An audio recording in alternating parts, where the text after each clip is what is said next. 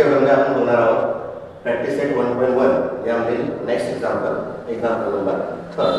आपल्याला इथे एक्झाम्पल दिलेला आहे विद्यार्थी मित्रांनो. फर्स्ट इक्वेशन आहे आपला 2x - 3y = 9. This is our first equation. आपलं सेकंड इक्वेशन आपल्याला दिलेला आहे. आपल्याला सेकंड इक्वेशन दिलेला आहे 2x + y = 13. हे आपलं दुसरे इक्वेशन आहे. आता मी तुम्हाला आधीच सांगितलेलं आहे की इक्वेशन सॉल्व करताना आपल्याला सुरुवातीला काय बघायचं आहे का ज्या दोघेही इक्वेशनमध्ये आपल्याला एक टर्म ही काय पाहिजे सेम पाहिजे. तर ऑलरेडी आपल्याला इक्वेशन फर्स्ट आणि सेकंड मध्ये एक टर्म या ठिकाणी सेम मिळालेली आहे आणि ती टर्म म्हणजे काय 2x. म्हणजे आपल्याला या ठिकाणी मल्टिप्लाय करण्याची गरज नाही. तर आपल्याला काय करावं लागेल आता सबट्रॅक्ट करायला लागेल. सबट्रॅक्टिंग इक्वेशन आपल्याला फर्स्ट म्हणून सेकंड मायनस करायचं आहे. Subtracting equation second from first. आपल्याला फर्स्ट म्हणून सेकंड इक्वेशन काय करायचं आहे मायनस करायचं. काय करायचं आहे मायनस. चला 2x - 3y = 9. आपल्याला मायनस करायचं आहे दुसरे इक्वेशन = 13. ओके. आता बघा 2x आणि 2x या ठिकाणी आपल्याला इलिमिनेट करतात येईल कारण हा पॉझिटिव्ह आहे निगेटिव्ह आहे. त्याला आपण इलिमिनेट करू शकतो. आता या ठिकाणी साइन लक्षात ठेवायची मित्रांनो बरोबर. कारण इक्वेशन सॉल्व करताना तुम्हाला साइनवरती फार भर द्यायचं आहे. साइन चुकली तर तुमचे एक्झाममध्ये चुकू शकते. तर बघा या ठिकाणी -3y आणि -4 त्या दोघांची लिस्ट आहे ना -4y आणि 9 म्हणून -13 गेले -4. आता आपल्याला काय करावं लागणार आहे -4y = -4. आता -4 इकडे डिव्हिजन मध्ये जाणार कारण तो प्लस मध्ये. therefore y = -4 upon -4. -4 करून 4 दोघांचा डिव्हिजन काय येणार आहे पॉझिटिव्ह येणार आहे. म्हणजे आपल्याला y = काय मला 1. y = आपल्याला काय मला 1. आता y ची किंमत आपण कोणत्याही या दोन इक्वेशनमध्ये टाकली तर आपल्याला x ची किंमत या ठिकाणी मिळणार आहे.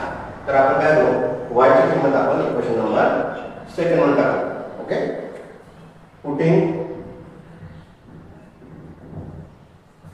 y = 1 in equation second.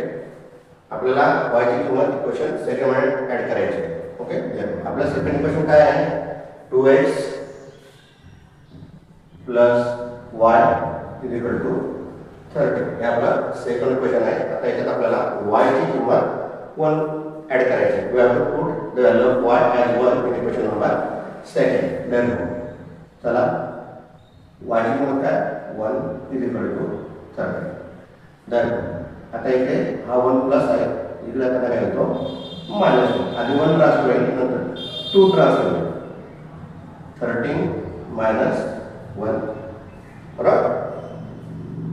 therefore 2x = 13 - 1 12. आता आपल्याला x ची किंमत काढायची आहे पण तो इकडे मल्टिप्लाय म्हणजे इकडे आता काय होईल डिव्हिजन मध्ये जाईल. therefore x = 12/2. 2 × 2 2 6 12. therefore x = आपल्याला काय मिळालं 6. x = 6. thus x and y या दोघांच्या किमती काय मिळाल्या 6 आणि 4. आता आपण बघणार आहोत एक्झाम्पल नंबर 4. बघा एक्झाम्पल नंबर 4 मध्ये आपल्याला काय दिलेलं आहे 5m - 3n = 90. हे आपलं फर्स्ट इक्वेशन आहे. 5m - 3n = 90. हे आहे आपलं फर्स्ट इक्वेशन आहे. आपल्याला सेकंड इक्वेशन काय दिलेलं आहे m - 6n = -10. हे आपलं सेकंड इक्वेशन आहे. ओके. आता या इक्वेशनचं व्यवस्थित याच्याकडे व्यवस्थित बघा. याच्यामध्ये एकही टर्म आपल्याला सेम आलेली का नाही. यामध्ये एकही टर्म आपल्याला सेम आलेली नाही. मग सेम आणण्यासाठी आपण आपल्या पद्धतीने कोणत्याही कोएफिशियंटला सेम येईल अशा नंबरने आपल्याला मल्टिप्लाय करायचं. तर बघा या ठिकाणी आपण जर 2 ने मल्टिप्लाय केलं तर 2 3 ला काय होईल 6 होईल आणि 6 आणि 6 इथं आपल्याला या ठिकाणी सेम मिळेल. पुन्हा आपण काय करणार मल्टिप्लाय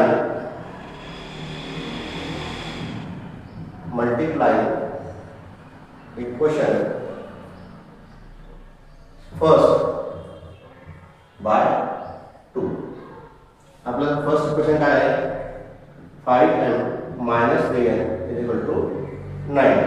आता याला आपल्याला 2 ने मल्टिप्लाय करायचं आहे. काय 2 ने मल्टिप्लाय करायचं आहे. 2 5 ला 10m, 2 3 ला 6n आणि 19 2 ला 30. आता हे आपल्याला नवीन इक्वेशन मिळालं म्हणून याला आपण क्रमांक देणार आहोत थर्ड इक्वेशन. काय देणार आहोत थर्ड इक्वेशन. ओके. आता थर्ड इक्वेशन म्हणून आपण काय करणार आहोत सेकंड इक्वेशन मायनस करणार आहोत. Therefore subtracting equation. बघा काय करायचं आहे सेकंड कुठून मायनस करायचं आहे थर्ड म्हणून फ्रॉम थर्ड. ओके. आपल्याला subtracting equation second from third म्हणून आपल्याला सेकंड मायनस करायचं आहे. ओके.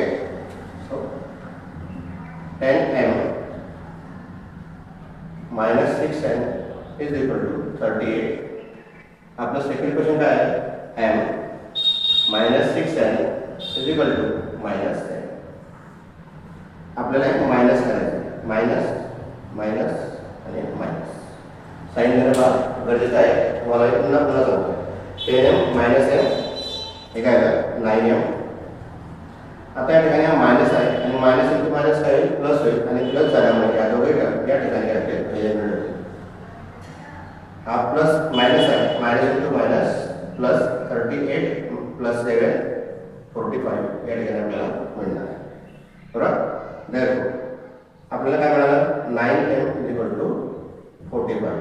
आता याची आपल्याला व्हॅल्यू जर काढायची आहे तर 9 काय मल्टिप्लाय म्हणजे इकडे त्यांना काय म्हणतो डिव्हिजन म्हणून जाईल. म्हणजेच काय 45/9. 9 म्हणजे 9 9 पहिला 45 म्हणजेच आपल्याला m ची व्हॅल्यू काय मिळाली मित्रांनो 5. m ची व्हॅल्यू काय मिळाली 5. आता m ची व्हॅल्यू आपल्याला 5 मिळालेली आहे. त्यामुळे आपण m ची व्हॅल्यू यापैकी याच्या फर्स्ट इक्वेशन मध्ये सेकंड इक्वेशन मध्ये थर्ड इक्वेशन मध्ये कोणत्याही इक्वेशन मध्ये तुम्ही m ची व्हॅल्यू पुट केली तर तुम्हाला n ची व्हॅल्यू मिळणार.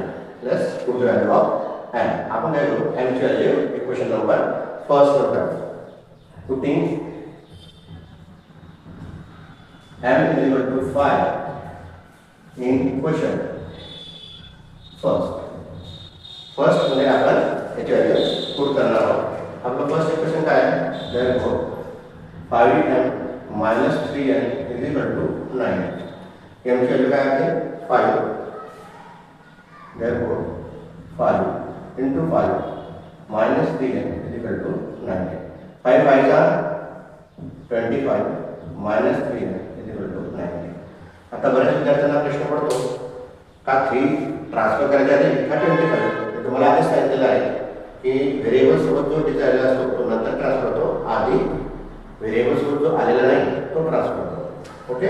तर आपण आधी 25 ट्रान्सफर करू म्हणजेच काय -3n हा इकडे प्लस मध्ये इकडे त्यांना काय होतो मायनस मध्ये.